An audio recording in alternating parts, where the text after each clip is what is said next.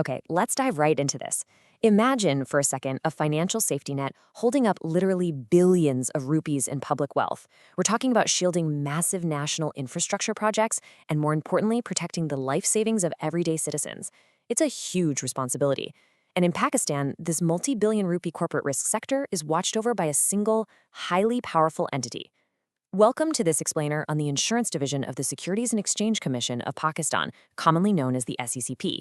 We're going to look at exactly how this division transformed from, well, a post-independence government bureau into an autonomous, heavily modernized financial watchdog that polices the market and ultimately protects your money. So here's our roadmap for today. We're going to cover the financial safety net, the shift from bureaucracy to watchdog, the anatomy of the regulator, innovation and enforcement, and finally, the real-world impact. Let's get going. Section 1, the financial safety net. We're taking a look at the apex regulatory authority for the non-banking financial sector. I really want you to consider a high-stakes scenario here. When a massive corporation collapses, or even worse, when an insurance provider suddenly claims insolvency, who actually protects your money? Who is making sure that an enterprise has enough real, liquid capital to settle your claims when disaster strikes? Because without a powerful regulatory safety net, public funds and personal life savings are just incredibly vulnerable. You need an authority with teeth to enforce solvency rules. And in Pakistan, that job is especially challenging. Just look at this number, below 1%. It's almost shockingly low, right? This represents Pakistan's historically low insurance penetration rate as a percentage of GDP, and that instantly establishes the massive developmental challenge the SECP is facing. They aren't just policing some mature, stable market. No, they have to actively build public trust, encourage financial inclusion, and essentially grow an entire industry safely from the ground up. Section 2, from bureaucracy to watchdog. Let's explore exactly how this institution evolved historically. The origin story of the Insurance Division is actually quite fascinating. Back in 1948, right after independence, Quaid-e-Azam Muhammad Ali Jinnah requested the formation of the Department of Insurance under the Ministry of Commerce. The goal was to rebuild a completely devastated sector. Fast forward to 1972, and the government nationalized the domestic life insurance industry, which created the massive State Life Insurance Corporation, or SLIC. But actually, scratch that. The real game changer happened in 1999. Financed by an Asian Development Bank plan, the modern SECP was officially born. A celebrated former chairman, Khalid Mirza, really drove this radical shift. He took this rigid, fragmented system, known as the Corporate Law Authority, and completely transformed it into an assertive, autonomous regulatory watchdog. By 2000, the Insurance Ordinance was passed, giving this newly formed division its specialized regulatory powers. And catching up to 2020, they fully embraced the digitization era, migrating completely away from manual paperwork to a centralized digital workflow called e-file. Section 3, Anatomy of the Regulator. Let's pop the hood and look at their internal structure. Now, what's really interesting about this slide is the sheer contrast. You simply cannot regulate an elite, multi-billion rupee corporate sector using a rigid, traditional bureaucracy. On the left, you see the standard Pakistani government federal basic pay scales, BPS 1 to 22. It's rigid. And let's be real, you can't catch a modern corporate loophole using a 1940s government pay structure. So the SECP, on the right, operates with complete administrative and financial autonomy.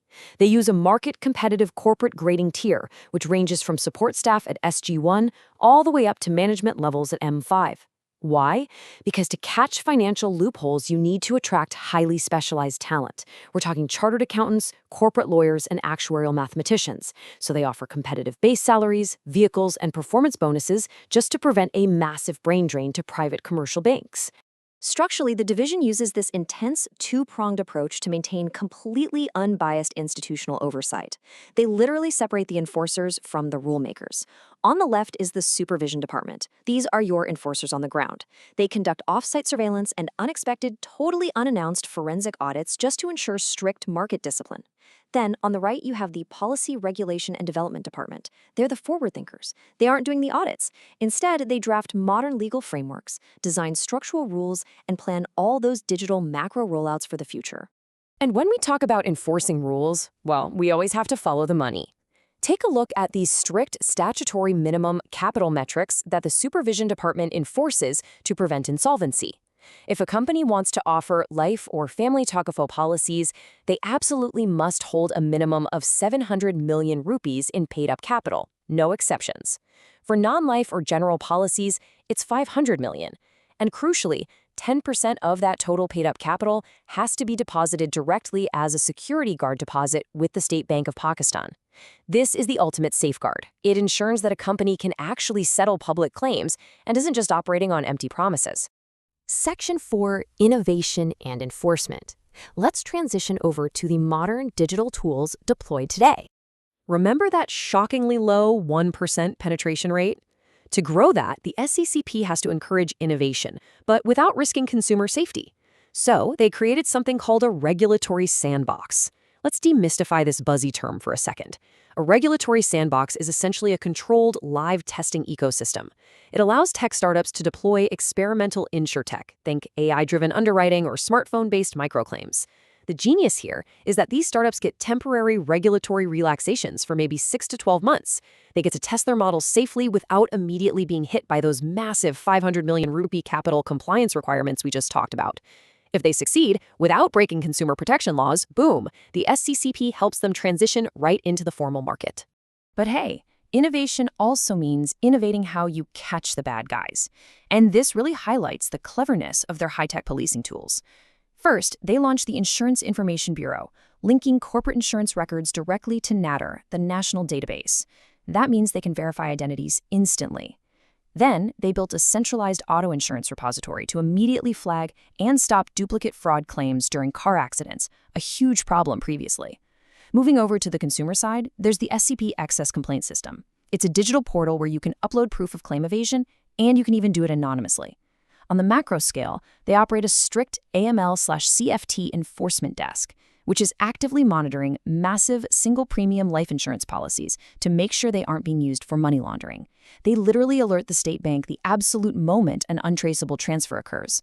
Section 5. The real-world impact. What are the actual socioeconomic wins here? So the crucial point is, what does all this corporate machinery and high-tech enforcement actually achieve for everyday citizens? Let's trace a direct, logical line from a high-level policy right down to the ground. In Step 1, the division crafts a highly specific micro-solvency framework, which allows for heavily reduced capital requirements. In Step 2, because that barrier to entry is lowered proportionally, specialized microinsurers can legally enter the market to offer hyper-localized products without dealing with massive bureaucratic costs. And Step 3, this is the real-world result. Vulnerable farming and labor communities finally gain access to vital, index-based crop and livestock protections.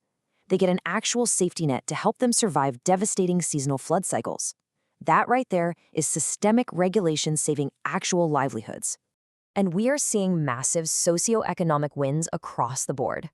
First up, bankruptcy prevention. By forcing weak operators to merge or close down, they've successfully insulated public savings from catastrophic collapses. Second, Sharia market expansion. The SECP introduced window Takaful rules. Now, let me translate that real quick. This simply allowed conventional corporate insurers to open Sharia-compliant branches. That unlocked vast amounts of capital by bringing thousands of previously unbanked citizens, people who actively avoided conventional interest-bearing products, straight into the formal financial safety net. Finally, global alignment. They are aggressively pushing the market to transition to IFRS 17. That matches international standards for exactly how insurance liabilities are measured, which ensures foreign investors can actually trust Pakistani market data. Which leaves us with this final thought. The SECP Insurance Division has completely transformed from a slow, post-colonial bureau into this elite, automated watchdog powered by actuarial science and centralized data. But as we know, the market never sleeps, and new risks are constantly emerging. As digital ecosystems continue to expand and climate vulnerabilities rise, is your financial safety net evolving fast enough to protect you? It's a high-stakes question for the absolute future of your financial security, and one that the division will have to answer every single day. Thank you so much for joining me on this explainer. Until next time, keep learning and keep asking the big questions.